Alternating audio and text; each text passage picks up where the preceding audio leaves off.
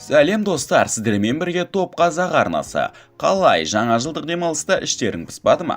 Дала суық, ал үйде бізді іш пысудан тек телефон сақтап қалып жатқаны өтірік емес. Қазіргі заманда үйден шықпай-ақ көп жұмыстарды бітіре аламыз. Солардың ішінде басқа адамдармен араласу үшін қолданылатын мессенджерлер ерекше орын алады. Ал солардың ішіндегі ең ыңғайлы әрі сенімділердің бірі ретінде Telegram көптің жүрегін жаулап үлгергені өтірік емес. Алайда Телеганы көп адамдар қолданғанымен, көбіміз оның кейбір артықшылықтары мен функцияларын біле бермейміз. Бүгін біз топ қазақ арнасы сіздерге Телеграмның сондай функциялары жайлы айтып береміз. Ендеше кеттік.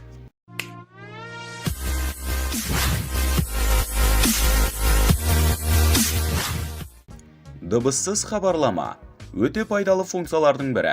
Мысалы, сіз біреуге хабарламаны түн жарымында жіберсеңіз, немесе ол адамның бір маңызды жерде екенін білсеңіз, мысалы жиналыста, енді дыбыс шығарып отырмайды ғой.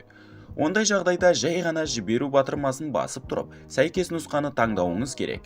Немесе осыған ұқсас жолмен хабарламаны белгілі бір уақытқа орнатып қоюыңызға болады. Бұл әсіресе ұмытшақ адамдардың өмірін қатты жеңілдетеді.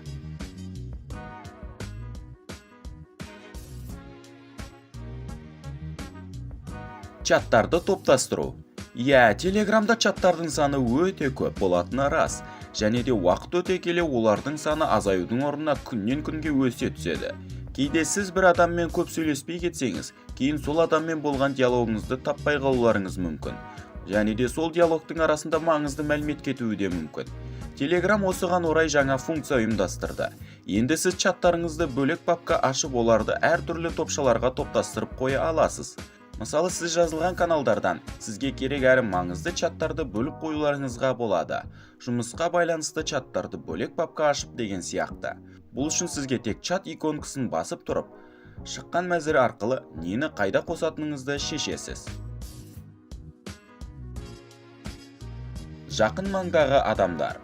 Бұл да ерекше әрі қызық функциялардың бірі. Әсіресе үйде отырып ішіп пысып сөйлесетін адамы қалмағандарға үлкен көмек. Ол үшін контактіге кіріп, Telegram бар сіздің геопозицияңызға жақын адамдарды тауып алуыңызға болады. Сондай-ақ осы жол арқылы сізді де басқа адамдардың тауып алатындай қылуға да болады.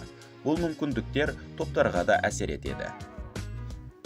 Геолокация. Бұл мүмкіндік топографиялық кретинизмі бар адамдарға өте пайдалы. Сізде өзіңіздің қайда екеніңізді білмеген, басқа адамға түсіндіріп бере алмаған кезіңіз жиі болып па еді? Егер сіз телега иесі болсаңыз, мұндай мәселені оңай шешуіңізге болады. Яғни қосымша арқылы басқа адамға өзіңіздің геолокацияңызды жіберуіңізге болады. Сондай-ақ қосымша арқылы өзіңіздің тұрған жеріңізді біле аласыз, және де баратын жеріңізге маршрут қоя аласыз. Точно адаспайсыз. Ескерту.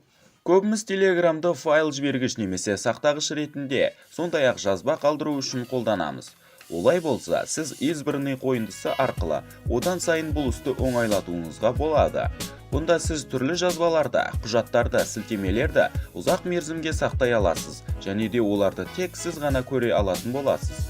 Бұл үшін алдымен мәзірдің бақтаулары, яғни настройкаға кіріп, осы батырманы басып, соның ішінде сохраненный сообщение деген, яғни сақталған хаттар дегенді тауып, осы чатты жоғарыда бекітіп қойсаңыз болды. Болды, сіздің технооргнар, әрі блокнот, әрі күнделігіңіз дайын. Избранный мәзірінің пайдалы тұсы мұнымен ғана шектеліп қоймайды.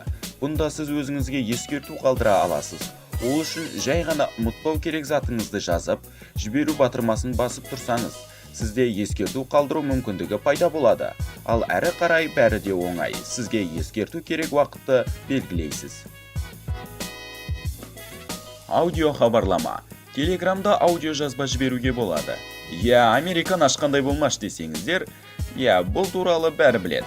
Бірақ егер білмейтіндер болса, аудио жазбаны тыңдаған кезде, оны мына батырманы басып, мылжың адамдардың көптеген сөздерін жылдамдатуыңызға болады.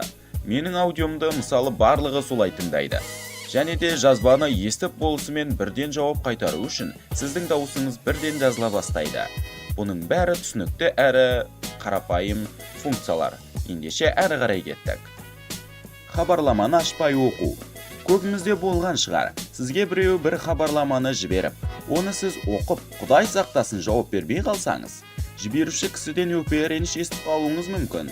Мол, мен екінші галочканы көрдім. Сенің оққаныңды білемін, неге мені игнор жасайсың деген сияқты. Хатташпай оқу үшін уведомление, яғни хабарламаны қарауға болады. Бірақ хат ұзақ болса, толық оқи алмайсыз. Енді не істеу керек? Өте оңай. Ол үшін сізге хат жіберушінің чатын басып тұрсаңыз жеткілікті. Оның не жазғанын көруге болатын бет ашылады. Бірақ сіз хатты оқыды деп ешқайда белгіленбейді. Easy. Құпиялық. Бұл сіздің жеке ақпаратыңызды құпия сақтау үшін керек мүмкіндік. Телеграмнан баптауларға кіріп, құпиялық, яғни конфиденциальность мәзіріне кіріңіз. Мұнда түрлі сақтық жолдары ұйымдастырылған. Телеграмыңызға кіру паролі деген сияқты. Сондай-ақ мұнан сіздің қашан желіде болғаныңыз бен профильдегі фотоларыңызды кім көре алатынын реттеуіңізге болады. Телеграм танымал әлеуметтік желі болғандықтан, оған түрлі қондырғылармен кіре аласыз. Ноутбук, ПК, планшет деген сияқты. Сол үшін баптауларды қондырғы устройство бөліміне кіріп, онда қандай құрылғылармен аккаунтыңыз жалғанғанын біле аласыз. Сол жерден басқа қондырғыларды аккаунтыңыздан алып тастауыңызға да болады. Файл жіберу. Бәріміз Телеграмнан файл жіберіп жатамыз, бірақ сол файлдарды минималды түрде реттеуге болатынын білесіз бе? Мысалы, фотоларды қиып, маркермен белгілеп, эмодзи қойып деген сияқты. Видеоны да солай істеуге болады, және тіпті сапасын да реттей аласыз. Айтпақшы, егер видеодан дыбысты алып тастасақ, Telegram оны автоматты түрде гифке айналдырады. Сіздерге лайфхак. Ал соңында қызықты әрі кішігірім мәлімет. Егер қосымшада ойынның сүйегі эмодзиін таңдасаңыз, ол рандомды түрде түседі. Егерде қатты ішіңіз пысса, телегада досыңызбен ойын сүйегімен ойнауыңызға болады. Жалпы Телеграмда мұндай ұсақ ойынға ұқсас заттар өте көп. Тек дұрыс іздесеңіз болды. Ал бүгінше бізде бары осы. Егер сіздерге осы видео азда болса қызық әрі пайдалы болған болса, арнаға тіркеліп лайк басып кетіңіздер. Сіздермен болған Топ Қазақ арнасы. Бізбен бірге топта болыңыздар. Сау болыңыздар.